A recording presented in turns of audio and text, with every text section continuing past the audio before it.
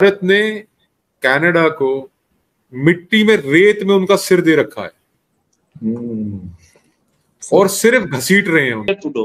अब वो ट्रूडो कर क्या रहा है? ट्रूडो ये सोच रहा है कि किसी तरीके से इससे बाहर निकला जाए। इस समय तो चारों ओर से प्रेशर कनाडा पे है और ये मीटिंग का ऑफर भी कनाडा की तरफ से आया है कि हमारे फॉरेन मिनिस्टर की एक मीटिंग हो जाए कनाडा के डेलीगेशन से, जिसके चीफ हैं रॉबर्ट रे। Now, the Prime Minister's incompetence has severely damaged Canada's relations with the world's largest democracy and an emerging power in Asia. Will the Prime Minister finally do the right thing and produce some kind of proof of his conspiracy theory? Pakistan is the epicenter of terrorism. आप पूरी दुनिया में कहीं देख लीजिएगा, कोई भी अगर आतंकी अगर हमला होता है तो उसकी कहीं ना कहीं जो जड़ होती है आरजू, वो पाकिस्तान तक पहुंच जाती है। सीधे तौर पे माफी की मांग करिए प्रधानमंत्री जस्टिन ट्रूडो से, ये सीधे तौर पे बताया गया है कि वहां के पार्लियामेंट में।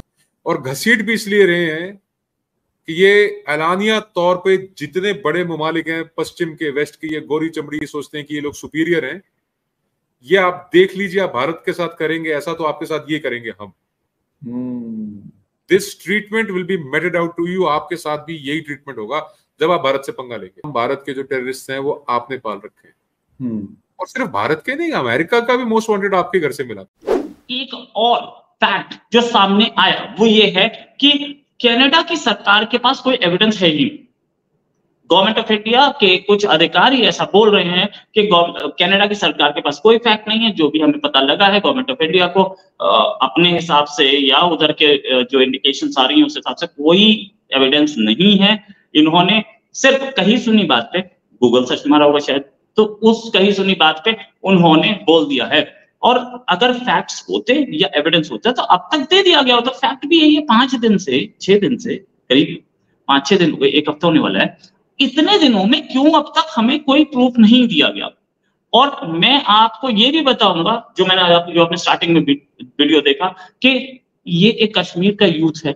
इस यूथ ने क्या गुहार लगाई और 2 पंजाब के यूथ के साथ क्या प्रॉब्लम आई, उनकी भी बात करेंगे। फिर वापस इसी खबर पे आते हैं। तो कनाडा की जो गवर्नमेंट है उसके पास अगर कोई फैक्ट्स होते या कोई सच होता या कोई होता तो वो अब तक दे चुकी होती।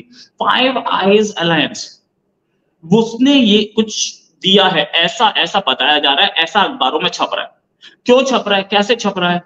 क्या CIA या FBI जो कुछ करती है वो इन सारे अखबारों को बता के करती है? क्या वो इन अखबारों को डिटेल देती है? तो ऐसी खबरें क्यों आ रही हैं कि ये फाइव आइज अलायंस ने दिया या अमेरिका ने कोई ऑडियो कॉल रिकॉर्डिंग दी? ऐसी खबरें क्यों आ रही हैं?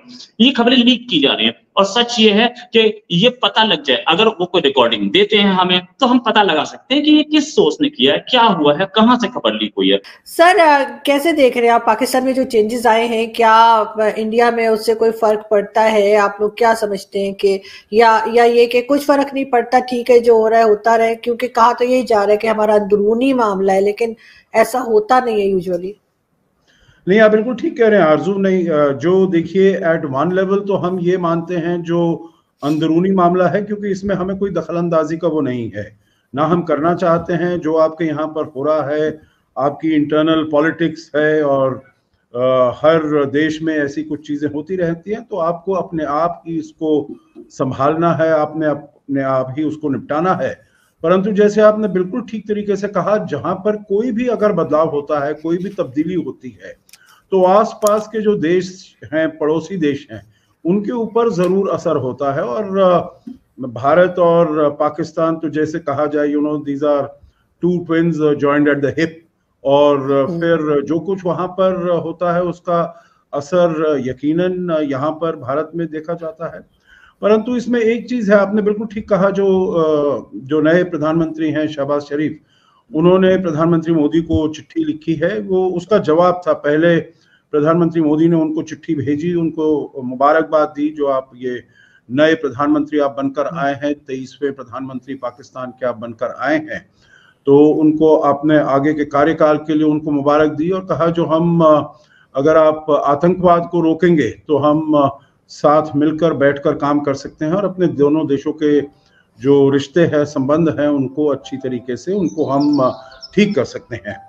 तो उन्होंने जो बताया है शहबाज शरीफ साहब ने उनको चिट्ठी के जवाब में लिखा है, जो हम सभी जो दोनों देशों के बीच के मसले हैं, जो कश्मीर का मसला है, उसको हल किया जाए। और कहा है आतंकवाद से तो पाकिस्तान ने भी बहुत नुकसान झेला है। वो मैं समझता हूँ ठीक है, पाकिस्तान ने नुकसान झेला है, परंतु जिसे हमारी तरफ से कहा जाता है Pakistan is the epicentre of terrorism. आप पूरी दुनिया में कहीं देख लीजिएगा, कोई भी अगर आतंकी अगर हमला होता है तो उसकी कहीं ना कहीं जो जड़ होती है आरजू, वो पाकिस्तान तक पहुंच जाती है।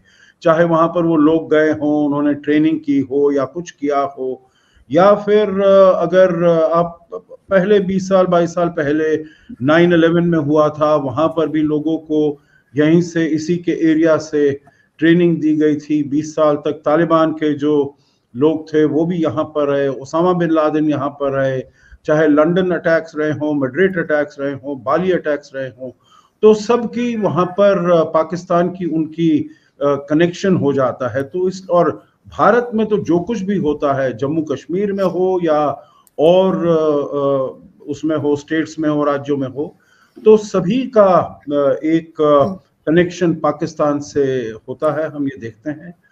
वो ऐसा अगर उनके हाथ में होगा भी तो वो देंगे नहीं, बट अलबत्ता अभी तक अपने हाथ में कुछ नहीं है और उनके हाथ में भी कुछ नहीं है। सच ये है कि अभी तक सिर्फ हवाबाजी पे चल रही है सब कुछ। वहां से एलिगेशन लगा था, अब ट्रूडो घबरा गए हैं और ट्रूडो जो है अब वो कोशिश कर रहा है कि इसको कैसे कवर अप किया जाए। घबरा अमेरिका भी गया है और वो कोशिश कर रहा है कि वो कैसे कवर अप करे।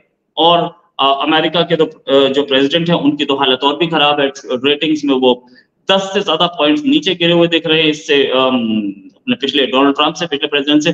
तो अमेरिका तो बिल्कुल नहीं चाहेगा कि इंडिया जैसी पावर से इसमें पंगा हो। कनाडा वो फंस चुका है बोल करके, लेकिन अभी और मैं आपको डिटेल बता दूं कि एक बार तो कनाडा गेम कर गया, बोल दिया। अब 6 फॉर जस्टिस जैसे SFJ जो कि मतलब वही पन्नू की ऑर्गेनाइजेशन है, उसने एक प्रोटेस्ट प्लान किया। प्रोटेस्ट प्लान किया कहां पे? उसने प्रोटेस्ट प्लान किया है ओटावा में और इंडियन कॉन्सुलेट टोरंटो और वैंकूवर के बाहर। अब वहां पर कैनेडियन गवर्नमेंट ने सिक्योरिटी बढ़ा दी कि वायलेंट प्रोटेस्ट, उन्होंने बोला है वायलेंट प्रोटेस्ट हम करेंगे, और कैनेडियन गवर्नमेंट इसकी परमिशन भी दे चुकी है। वायलेंट प्रोटेस्ट की परमिशन कैसे आती है देख लेना, पता नहीं बेवकूफ यूजलेस गवर्नमेंट है कनाडा की। अच्छा, कनाडा के जो प्राइम मिनिस्टर है वो एक लैंग्वेज बोलते हैं और डिफेंस मिनिस्टर दूसरी लैंग्वेज बोलते हैं। डिफेंस मिनिस्टर ने आज बोला कि इंडिया से रिलेशनशिप बहुत इंपॉर्टेंट है और वो कह रहे हैं कि इंडिया इंडो पैसिफिक स्ट्रैटेजी जो है हमारे लिए परस्यू करना बहुत जरूरी है। तो अपने प्राइम मिनिस्टर को कुछ समझा लो, आपके प्राइम मिनिस्टर की आप झूठे इल्जाम लगाते घूम रहे हैं। डिफेंस मिनिस्टर एक लैंग्वेज बोल रहा है, प्राइम मिनिस्टर एक लैंग्वेज बोल रहा है, सरकार में दो फाड़ क्लियर दिख रहे हैं। उसके साथ साथ गवर्नमेंट के जो अदर दूसरे ऑर्गेनाइजेशंस हैं, गवर्नमेंट के दूसरे मिनिस्टर्स हैं, गवर्नमेंट के दूसरी जो जैसे बोलते हैं महकमे हैं, हाथ है, आर्म्स ऑफ द गवर्नमेंट, वो भी ट्रूडो के साथ नहीं है। ट्रूडो के दिन गिने चुने रह गए, ये बात पक्का है। वो कवर अप करने की कोशिश कर रहे हैं अब जो वो कर गए, लेकिन ट्रूडो बेचारा फंस तो गया, उसे पता है कि इलेक्शन गया। अच्छा, ट्रूडो ने दुश्मनी सिर्फ एक इंडिया से नहीं लिए, अब 2 कंट्रीज से और ले लिए। एक कनाडा से ले लिए, सॉरी एक रशिया से ले लिए, जिसने बोला कि Canada is safe haven for Nazis, Canada has been and remains a safe haven for Ukrainian Nazis and not only them. मतलब नाजी वहां पे जा रहे हैं, यूक्रेनियन नाजी वहां जा रहे हैं कनाडा में, तो वो सेफ हेवन बन चुका है। ये रशियन एम्बेसडर टू इंडिया ने ट्वीट किया, समझे? एक कंट्री से वो दुश्मनी, चलिए आप बोलोगे कि रशिया से तो पहले से थी। अब बताते हैं, मैं बताता हूं कब पोलैंड ने क्या किया।